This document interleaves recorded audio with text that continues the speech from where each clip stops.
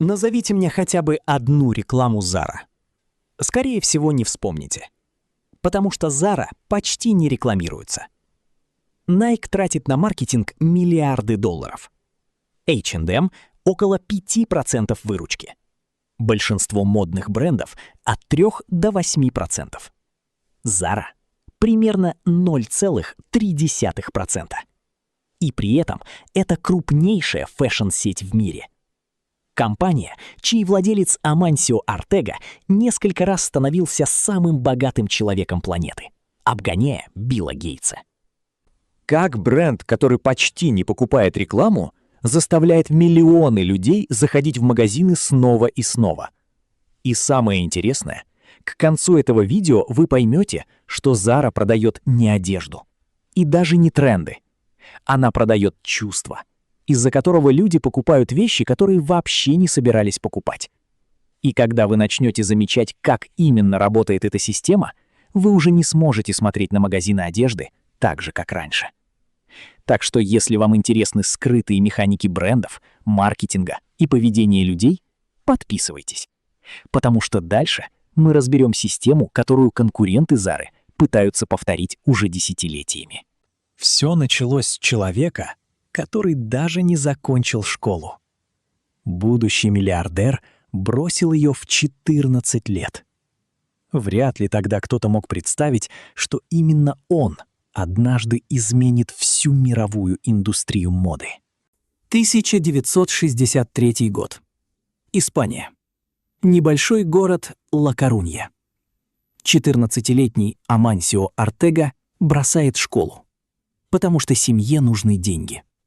Он устраивается посыльным в магазин рубашек и начинает наблюдать. Какие вещи покупают быстро? Какие висят месяцами? Как магазины зарабатывают? Как посредники между фабрикой и покупателем забирают огромную часть прибыли, просто потому что стоят посередине? В 1975 году Ортега открывает свой первый магазин.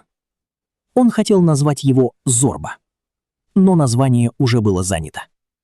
Так появилась Zara. Маленький магазин. Ничего особенного. Но Ортега с первого дня делает одну вещь, которую почти никто тогда не делал.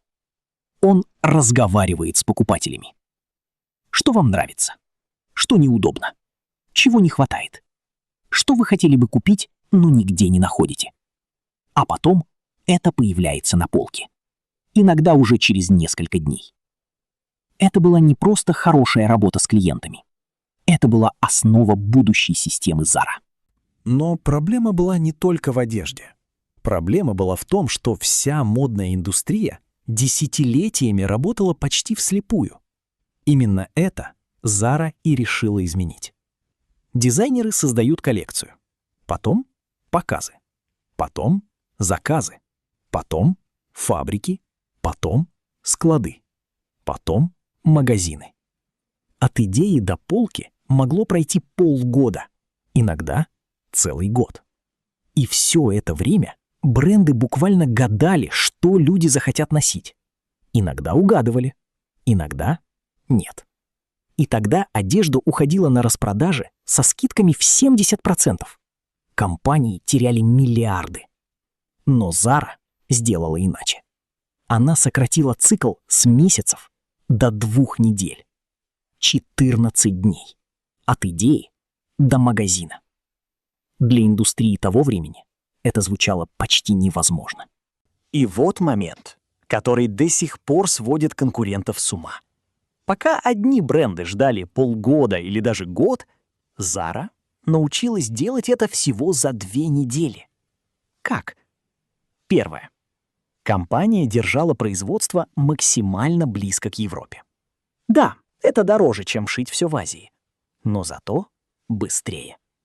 Пока конкуренты ждали поставки месяцами, Zara могла менять коллекцию почти в реальном времени. Второе. Дизайнеры Zara — это не художники, которые сидят и придумывают тренды. Это аналитики. Они смотрят, что носят люди в Милане, Париже, Токио, Сеуле или Дубае, что обсуждают в интернете, что продается лучше всего, что внезапно стало популярным в TikTok. И потом очень быстро превращают это в массовый продукт. Третье. Каждый магазин Zara передает данные в штаб-квартиру дважды в день. Какие размеры раскупили, что никто не примеряет, что люди спрашивают, но не находят. На основе этих данных компания меняет производство буквально каждую неделю. Это уже не просто фэшн-бизнес. Это огромная система аналитики, замаскированная под магазин одежды. Но все это еще не объясняет, почему люди покупают вещи, за которыми вообще не собирались приходить. И вот здесь начинается настоящая магия Zara. Zara специально выпускает очень мало каждой модели. Если вещь раскупили, она исчезает. Чаще всего навсегда. И мозг быстро понимает это правило. Если не купить сейчас, завтра уже не будет. Именно поэтому люди так часто совершают импульсивные покупки в Zara. Это не обычный магазин. Это ощущение охоты. Покупатели Zara заходят в магазины в среднем около 17 раз в год. Средний показатель по индустрии — примерно 4. Люди приходят не за конкретной вещью. Они приходят посмотреть, что появилось нового. Почти как соцсети, только вместо контента — новая одежда.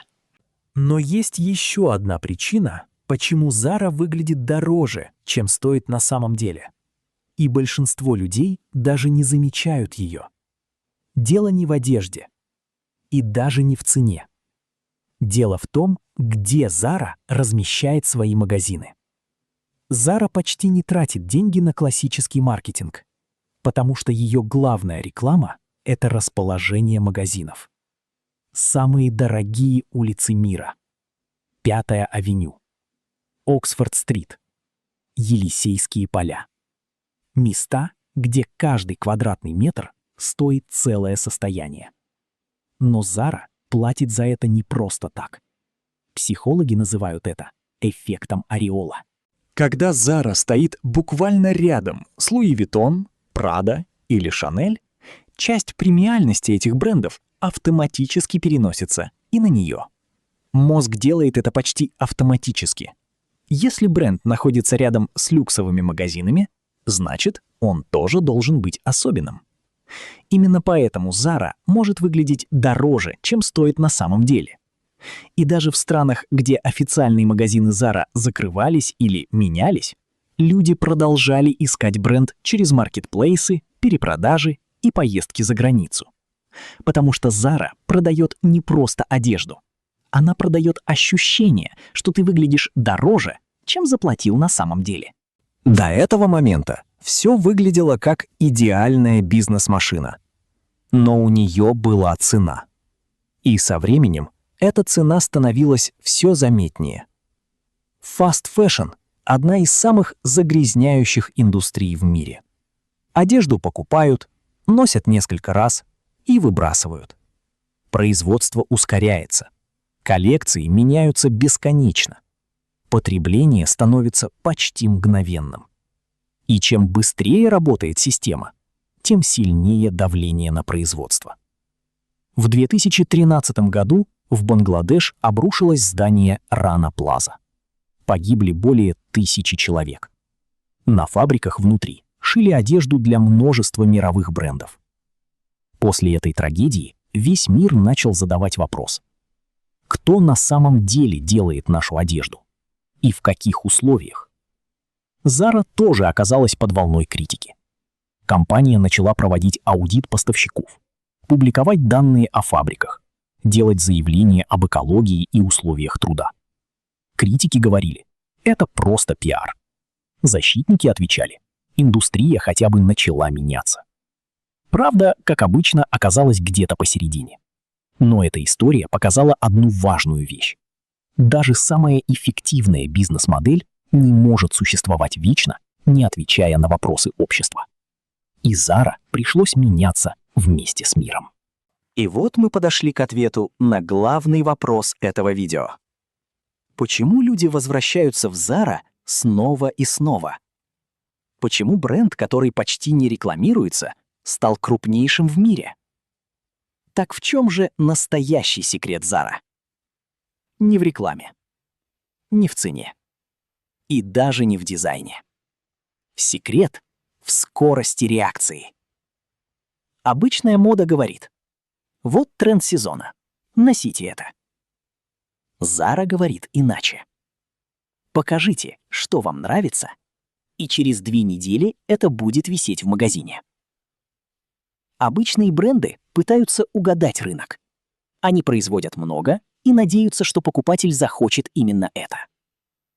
Zara работает наоборот. Сначала она слушает, потом производит.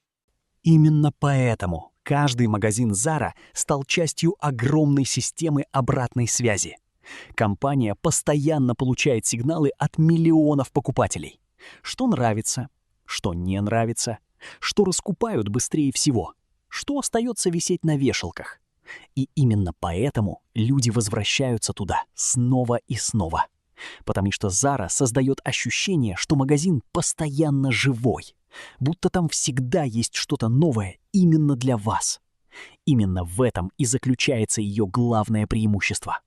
Пока другие бренды пытаются предсказать будущее, Zara практически живет в настоящем и реагирует быстрее остальных. Амансио Ортега начал с того, что стоял у прилавка и слушал покупателей. Спустя десятки лет Zara делает то же самое. Просто теперь она слушает миллионы людей одновременно. И, возможно, самая сильная сторона Zara в том, что она заставляет вас чувствовать. Если не купить сейчас, вы упустите возможность навсегда. Вот то самое чувство, о котором мы говорили в начале. Это страх упущенной выгоды. Это не просто магазин одежды. Это идеально настроенная система, которая превращает желание в срочное решение.